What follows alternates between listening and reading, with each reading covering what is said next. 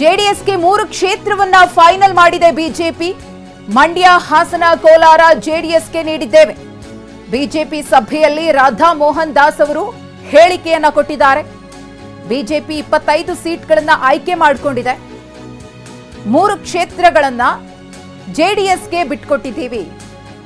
28 ಕ್ಷೇತ್ರಗಳ ಪೈಕಿ 25 ಕ್ಷೇತ್ರಗಳಲ್ಲಿ ಬಿಜೆಪಿ ಸ್ಪರ್ಧೆಯನ್ನ ಮಾಡಿದ್ರೆ ಉಳಿದ 3 ಕ್ಷೇತ್ರದಲ್ಲಿ ಜೆಡಿಎಸ್ ಸ್ಪರ್ಧೆಯನ್ನ ಮಾಡುತ್ತೆ. ಕಗ್ಗಂಟಾಗಿದ್ದ ಕೋಲಾರ, ಮಂಡ್ಯ ಕ್ಷೇತ್ರ ತೆನೆಪಾಲಾಗಿದೆ. ಬಿಜೆಪಿ ಸಭೆಯಲ್ಲಿ ರಾಜ್ಯ ಬಿಜೆಪಿ ಚುನಾವಣಾ ಉಸ್ತುವಾರಿ ರಾಧಾ ಮೋಹನ್ ದಾಸ್ ಅಗರ್ವಾಲ್ ಅವರು ಹೇಳಿಕೆ ಕೊಟ್ಟಿದ್ದಾರೆ. ये लड़ाई हम जेडीएस के साथ मिलकर के लड़ रहे हैं। हमने मांड्या की सीट, हमने हासन की सीट और हमने कोलार की सीट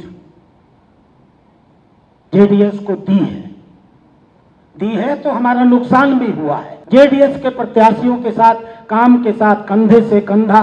ನಿಮ್ಮ ಉಬ್ಬಿದ ರಕ್ತನಾಳಗಳ ಸಮಸ್ಯೆಗೆ ಎವಿಸ್ ಆಸ್ಪತ್ರೆಯಲ್ಲಿ ಕೇವಲ 30 ನಿಮಿಷದ ಲೇಸರ್ ಚಿಕಿತ್ಸೆಯೊಂದಿಗೆ ಮುಕ್ತಿ ಹೊಂದಬಹುದು. ಹೆಚ್ಚಿನ ವಿವರಗಳಿಗಾಗಿ ಸಂಪರ್ಕಿಸಿ 8088837000. मिलाकर काम करते हुए दिखेंगे, उनकी जीत में उनकी भूमिका होगी तो भारतीय जनता पार्टी उन दोनों ही कार्यकर्ताओं के भविष्य की पहले से बेहतर चिंता करने वाली है, इसकी मैं गारंटी दे सकता हूं।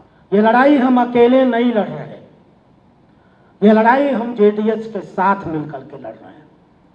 हमने मांड्या की सीट, हमने हासन की सीट और हमने कोलार की सीट जेडीएस को दी है तो हमारा नुकसान भी हुआ है। जेडीएस के प्रत्याशियों के साथ, काम के साथ कंधे से कंधा मिलाकर काम करते हुए दिखेंगे, उनकी जीत में उनकी भूमिका होगी तो भारतीय जनता पार्टी उन दोनों ही कार्यकर्ताओं के भविष्य की पहले से बेहतर चिंता करने वाली है। ಈ ಕುರಿತು ಮತ್ತಷ್ಟು ಮಾಹಿತಿಯನ್ನು ಕೊಡೋದಕ್ಕೆ ನಮ್ಮ ಪ್ರತಿನಿಧಿ ಪ್ರಮೋದ್ ಇದೀಗ ನೇರ ಸಂಪರ್ಕದಲ್ಲಿದ್ದಾರೆ. ಪ್ರಮೋದ್, ಅಂತೂ ಇಂತೂ ಜೆಡಿಎಸ್ಗೆ ಕಗ್ಗಂಟಾಗಿದ್ದಂತಹ 3 ಕ್ಷೇತ್ರಗಳ ಗೊಂದಲಕ್ಕೆ ಇದೀಗ ತೆರೆ ಬಿದ್ದಿದೆ. ಮಂಡ್ಯ, ಹಾಸನ, ಕೋಲಾರ ಜೆಡಿಎಸ್ ಪಾಲಾಗಿದೆ ಅನ್ನೋದನ್ನ ಅಧಿಕೃತವಾಗಿ ಈಗಾಗಲೇ ರಾಜ್ಯ ಬಿಜೆಪಿ ಚುನಾವಣಾ ಉಸ್ತುವಾರಿಯವರು ಕೂಡ ಅನೌನ್ಸ್ ಮಾಡಿದ್ದಾರೆ.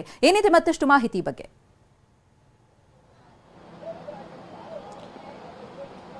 ಶುಭಶ್ರೀ, ಈ ಒಂದು ವಿಚಾರಕ್ಕೆ ಸಂಬಂಧಪಟ್ಟಂತೆ ಈಗಾಗಲೇ ಎಲ್ಲ ಡೆವಲಪ್ಮೆಂಟ್ಗಳು ಪ್ರಮುಖವಾಗಿ ಬಿಜೆಪಿ ಹಾಗೂ ಜೆಡಿಎಸ್ ಪಾಳ್ಯದಲ್ಲಿ ಸಾಕಷ್ಟು ಗೊಂದಲಗಳಿತ್ತು. ಅದರಲ್ಲೂ ಮಂಡ್ಯ ಮತ್ತು ಕೋಲಾರ ಕ್ಷೇತ್ರದ ವಿಚಾರವಾಗಿ ನಿರಂತರವಾಗಿ ಅದು ಬಿಜೆಪಿ ಪಾಲಾಗತ್ತಾ ಅಥವಾ ಜೆಡಿಎಸ್ ಪಾಲಾಗತ್ತಾ ಎಲ್ಲ ಕುತೂಹಲಗಳು ಸಹಜವಾಗಿಯೇ ಇತ್ತು. ಆತ ಕುಮಾರಸ್ವಾಮಿಯವರೇ ಮಂಡ್ಯದಿಂದ ಸ್ಪರ್ಧೆ ಮಾಡ್ತಾರೆ ಅಂತ ಜೆಡಿಎಸ್ನ ನಾಯಕರು ನೇರವಾಗಿ ಹೇಳ್ತಾ ಇದ್ದಾರೆ.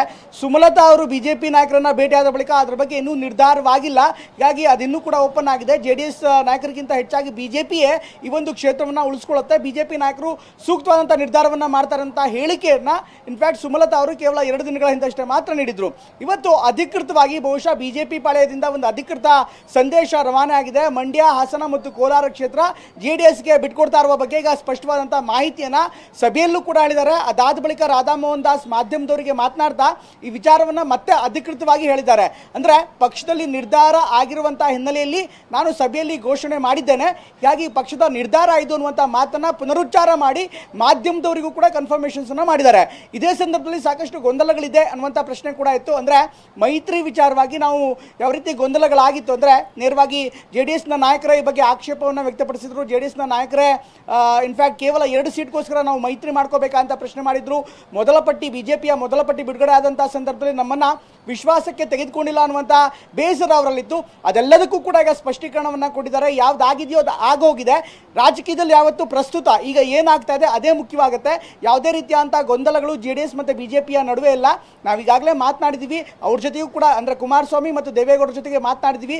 ಪ್ರಚಾರ ಆರಂಭವಾಗ್ತಾ ಇದೆ. ಬಿಜೆಪಿಯ ಸ್ಟಾರ್ ಕ್ಯಾಂಪೇನರ್ಗಳ ಪಟ್ಟಿಯಲ್ಲಿ ಬಿಜೆಪಿ ಪರ ಯಾರ್ಯಾರೆಲ್ಲ ಸ್ಟಾರ್ ಕ್ಯಾಂಪೇನರ್ ಮಾಡ್ತಿದ್ದಾರೆ ಅದರಲ್ಲಿ ಕುಮಾರಸ್ವಾಮಿ ಅವರು ಕೂಡ ಇದ್ದಾರೆ, ದೇವೇಗೌಡರು ಕೂಡ ಇದ್ದಾರೆ. ಅವ್ರ ಜೊತೆಗೆ ಮೈತ್ರಿ ವಿಚಾರವಾಗಿ ಮಾತುಕತೆ ಇದೆ. ನಾವು ಮತ್ತು ಜೆಡಿಎಸ್ನವರು, ಬಿಜೆಪಿಯ ಕಾರ್ಯಕರ್ತರು ಮತ್ತು ಜೆಡಿಎಸ್ ಕಾರ್ಯಕರ್ತರು ಒಟ್ಟಾಗಿ ಕೆಲಸ ಮಾಡ್ತೀವಿ ಅನ್ನುವಂಥ ಸ್ಪಷ್ಟವಾದಂತಹ ಸಂದೇಶವನ್ನ ಒಂದು ವೇದಿಕೆಯ ಮೂಲಕ ಮತ್ತೊಂದು ಮಾಧ್ಯಮದ ಮೂಲಕ ಎರಡರಲ್ಲೂ ಕೂಡ ಈಗ ರಾಧಾ ಮೋಹನ್ ದಾಸ್ ಸ್ಪಷ್ಟವಾಗಿ ಹೇಳಿದ್ದಾರೆ. ಹೀಗಾಗಿ ಈ ಮೂಲಕ ಒಂದು ಅಧಿಕೃತತೆಯ ಮುದ್ರೆಯನ್ನ ಈಗ ಬಿಜೆಪಿ ಒತ್ತಿದೆ ಈ ಒಂದು ಮೈತ್ರಿಯ ಸೀಟ್ ಹಂಚಿಕೆ ವಿಚಾರಕ್ಕೆ.